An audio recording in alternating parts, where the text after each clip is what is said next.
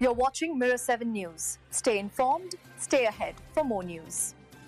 The story of 17-year-old Phoebe Bishop has taken another disturbing turn. A third person has now been charged in relation to her alleged murder, further intensifying public interest and heartbreak surrounding this tragic case out of Queensland. Phoebe was last seen on May 15th near Bundaberg Airport, where she was supposed to board a flight to Western Australia to visit her boyfriend. She never made it onto that plane. For weeks, her whereabouts remained a mystery.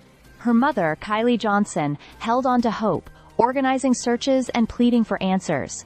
That hope was tragically dashed when human remains found in Goodnight Scrub National Park on June 6th were confirmed to be Phoebe's 11 days later. Already, her housemates, 34-year-old James Wood and 33-year-old Tanika Bromley, had been charged with her murder and 2 counts each of interfering with a corpse.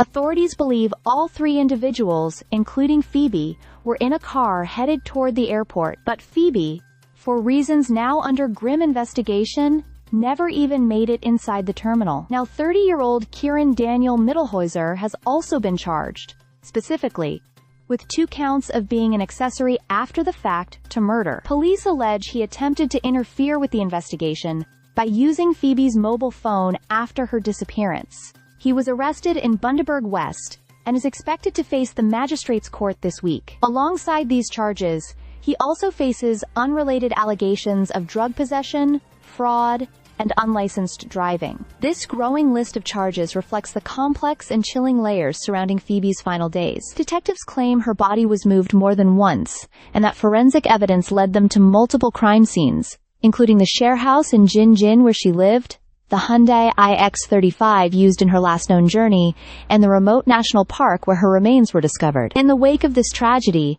Phoebe's community has come together to mourn. Candlelight vigils in Bundaberg and Gin Gin have seen hundreds gather in support. Bright colors, tears, and laughter mixed in remembrance of a teenager who, in her mother's words, sang her own tune and lived life to the fullest. At a private funeral held shortly before Mittelhuizer's arrest, Phoebe was remembered as vibrant, loyal, and deeply loved. Her mother urged others to cherish their time with loved ones.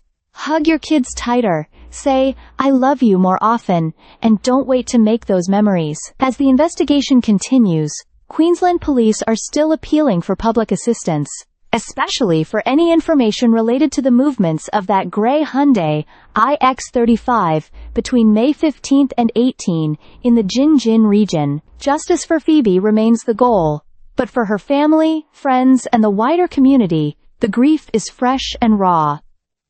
Forever 17, reads the front of her funeral program. It's a heartbreaking truth that a young life, full of promise, has been so violently cut short. Stay subscribed for more videos.